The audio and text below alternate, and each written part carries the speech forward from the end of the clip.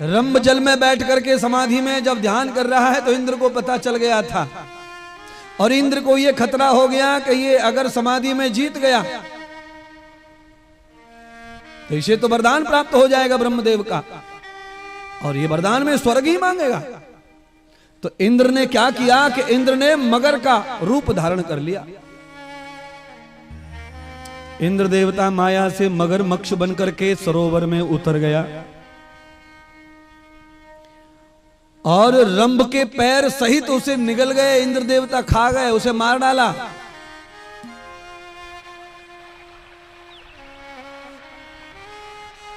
करंभ दुग्धम न अधिवृक्ष मूलस्तनैभाम। भगवान कहते हैं राजा जन्म जैसे राजकुमार, दूध टपकने वाला वृक्ष, दूधदार यानी कि बट वृक्ष। दूध जिस वृक्ष में सबसे ज्यादा है वो है वट, बड़ का पेड़। बड़ के पेड़ के नीचे पंचगव्य इकट्ठा कर करके अग्नि जला करके करंभ जो है यज्ञ में बैठ गया, अग्नि साधना कर रहा है। अग्नि साधना बहुत ही थोड़ी कठिन होती है महाराज। चारों तरफ से अग्नि जला ली उसने, और मेरी बहनों बंधु अग्नि के बीच में करंभ बैठ गया। एक भाई को तो पानी में मार दिया इंद्र ने, पर करंभ भी ध्यान कर रहा है, ये इंद्र को पता नहीं था।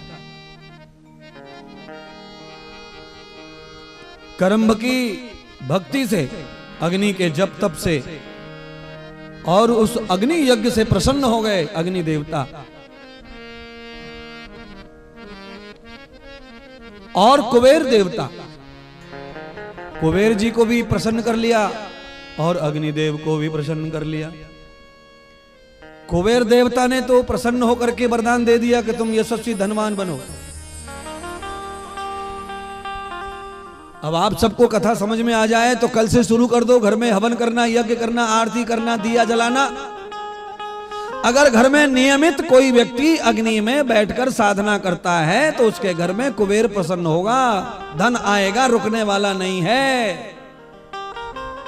पर तुम्हारे घर में कैसी हवन पूजा हो, वह पहले अग्नि जला लेते हैं और बाद में यूं यूं करके बुझाते हैं उसको, अगरबत्ती को। अबे धुआं करके मच्छर मत भगाओ। किसी भी देवता के सामने मेरा सिद्धांत यही है कि दिया जलाओ, दिया दिया दिया दिया दिया। इसीलिए कहावत क्या है, शाम का समय हो गया तो कहावत है दिया बाती का समय हो गया, अगरबत्ती का समय हो गया। कभी सुना है? तूने सुना है? कभी नहीं सुना है गुरुदेव। तुमने सुना है अगरबत्ती का समय हो गया? क्या समय हो गया? दियाबाती का टाइम है, दियाबाती का खाना है, दियाबाती का समय है। ऐसी बात मत करो, ये समय दियाबाती का है। तो दियाबाती कहां लगा रहे हैं आजकल? तो अगरबत्ती में दे फुक्का मार रहे। अगरबत्ती के सामने आदमी टिक नहीं पा रहा है तो भगवान कैसे टिकेगा? है? अगरबत्ती के सामने आदमी ना टिक रहा, जलाने वाला खुद परेशान।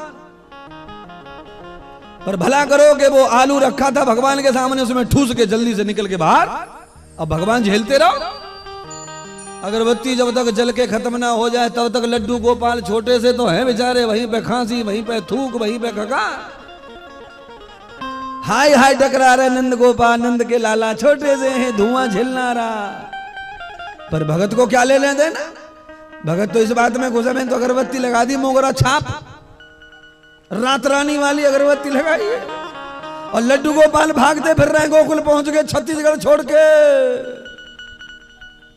वो कह रहे हैं कि मैं अगरबत्ती वाला नहीं हूं कृष्ण, मुझे माखन खिलाओ, माखन। अरे मिश्री खिलाओ, गोद में रखो, झूला झुलाओ, अगरबत्ती मत दो, मैं धुआं धर रहा नहीं हूं। अरे छत्तीसगढ़ के लोगों को पिलाओ ये धुआं। तो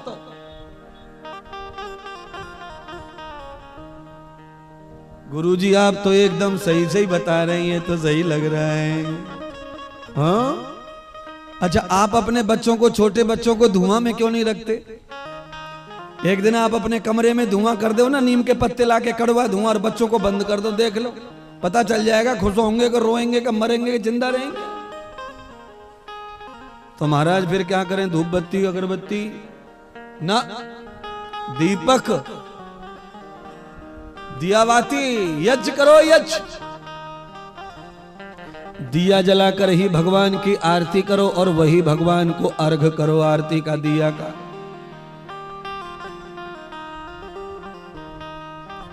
जड़ी बूटी बढ़िया बढ़िया डॉक्टरों से लिखवा के लाओ, आयुर्वेद के आचार्यों से, न कोई लिखे तो मैं लिख दूंगा। घर में लाके खल्लड़ में कूट करके पीस के डिब्बा में रखो, गाय के गोबर का कंडा बना के जलाओ, गाय का घी डाल दो, जड़ी बूटी डाल दो, अब धुआं होने दो। देवता खुश, तुम खुश, और जो बीमार पड़े घर में दादा अम्मा वो भी खुश। धीरे धीरे पूरा घर स्वस्थ हो जाएगा, निरोगी हो जाएगा महाराज। पर तुम तो बीमार करने के आयोजन में लगे हैं, पुण्य के चक्कर में। भगवान को प्रसन्न करने का लालच सही होगा तो सही लाभ भी होगा, और लालच में आदमी अंधा हो जाए और उल्टे पुल्टे कुछ भी काम करने लग जाए। कोई बलि चढ़ा रहा है, कोई बकरा काट रहा है, कोई भैंसा काट रहा है, कोई क्या काट रहा है, सब भगवान की प्रसन्नता के लिए अत्याचार हिंसा में लगे हुए महाराज। हाँ, आज कथा चल रही है भैंसा काटने वाली महिषासुर की।